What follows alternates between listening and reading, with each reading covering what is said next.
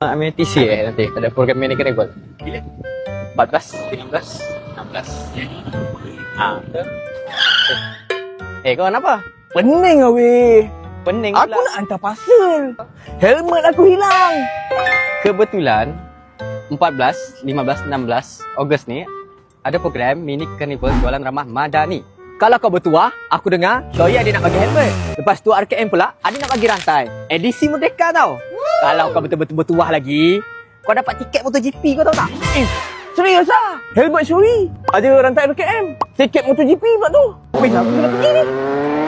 Weh, baik. Bukan hari ni lah. 14 sampai 16 minggu depan. Lah, rantai pula buat hal. Aduh. Nanti kau pergi je sana. Ada rantai, ada helmet. Confirm Mauri, confirm selamat. Kau pergi je nanti. Yelah. Mana helmet yang kau nak jual tu? Ada sini. Woi, itu helmet aku.